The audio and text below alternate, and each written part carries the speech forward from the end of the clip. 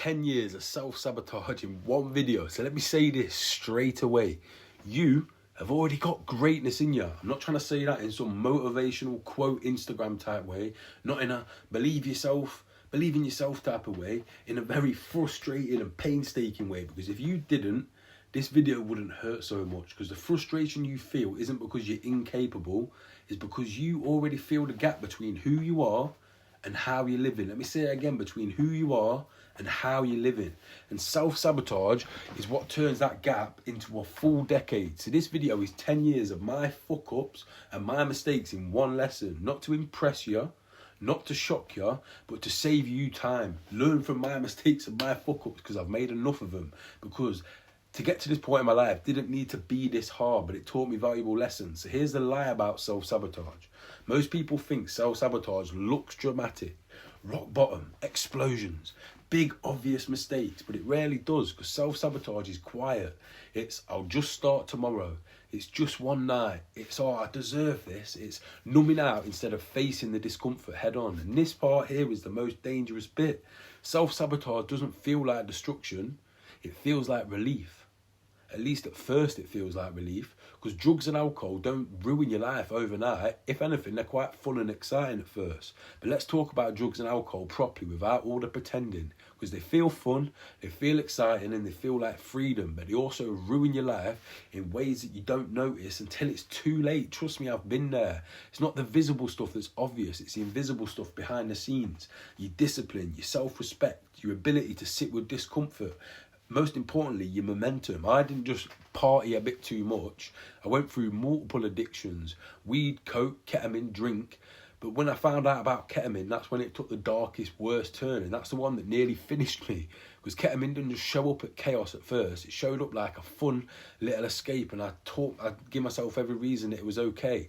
Quiet, numbing myself out, switching the noise off. Until all of a sudden I was jobless, in multiple criminal court cases, 20 grand in debt, with a destroyed bladder, pissing 20 times a day, no exaggeration. So here's the part that most people don't tell you. It wasn't even the drug or the drugs that ruined me. It was what the drug slowly replaced: structure, responsibility, momentum. Because drugs don't just take your money or your health, they take those, but they don't just take those. They take your ability to build anything consistently. And without momentum, everything in life feels heavier than it needs to be, because self-sabotage makes winning 100 times harder than it needs to be. And this is the truth that most men avoid like the plague. Winning isn't actually complicated. It's hard, yes, but it's not complicated. And self-sabotage is what makes it brutal, because you don't fail because you lack intent. You keep failing because you keep resetting the game. Every binge, every lost weekend, every night binge watching Netflix, you go back to zero. And then you tell yourself that you're just starting again, fresh start. But that's not resilience. That's just self-harm disguised as optimism, because momentum is fragile, and self-sabotage smashes momentum out the park and makes it impossible. And let me tell you, the pub and the clubs are full of escapees, not winners. And this one stings.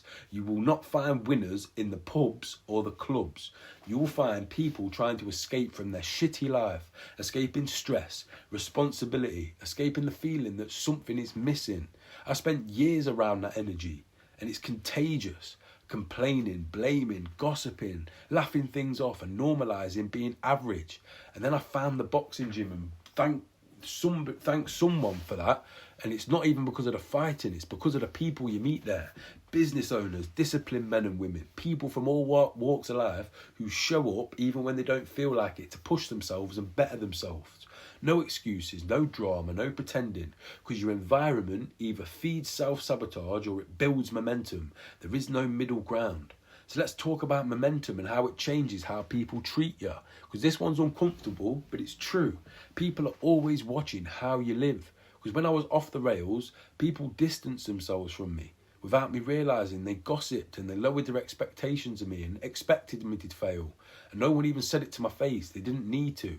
Because when I started winning quietly and consistently, people started noticing and speaking to me in a different way. Not because I told them to or asked them to, because momentum's visible. And then something interesting happens. When you build momentum in your life, people around you start to notice it and lift up too. Your friends start questioning their habits. your family feels a bit more stable. You start becoming a reference point of what to do and not what to do. Because self-sabotage doesn't just damage you, it drags everybody around you down with you. And building momentum does the exact opposite. And that's the real cost of self-sabotage that nobody speaks about. So let's be completely clear. The biggest cost isn't money or health or reputation. It's the identity that comes with it. Because after enough broken promises, you stop trusting yourself. You stop believing in your own plans, your own goals, your own words. And that's when you start to feel stuck. Not because you don't know what to do, but because you don't believe that you'll do it. And that's a dangerous, dangerous place to live, trust me. And once you get to that point, it's very hard to rebuild up, but you can do it. So here's the shift that changed everything for me, because nothing changed overnight. There was no breakthrough moment, no Hollywood-style turning point, just one decision: to stop making my life harder than it needs to be. Fucking hell. No more chaos pretending to be freedom. No more escape disguised as enjoyment. So I built boring, daily, non-negotiable systems. Train the body daily. Train the mind daily.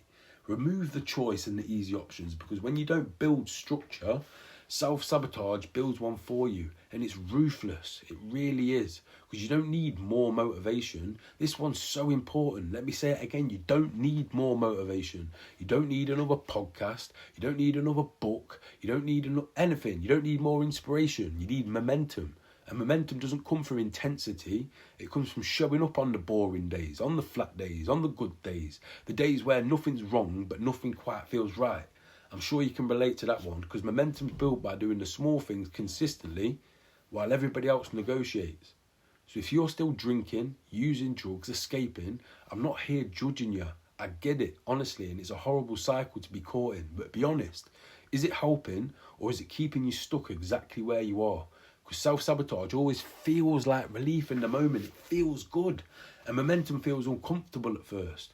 But only one of them will build a life that you actually want to live and that you can actually enjoy and that feels exciting. And this is exactly what I mean when I talk about becoming unfuckwithable. It doesn't mean becoming aggressive or arrogant or even perfect. It means you stop getting in your own way.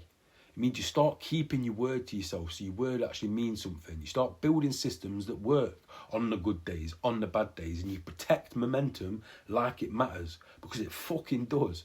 Nowadays, I help successful men who've lost their momentum eliminate self-sabotage completely and become unfuckwithable, because we've all got greatness inside them, you included.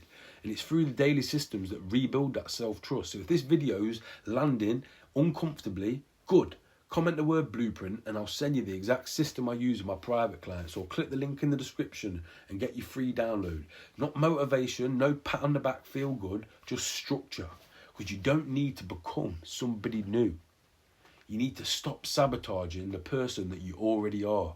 Because winning didn't need to be this hard. Getting to where you got to didn't need to be this hard. You just made it much harder than it needed to be.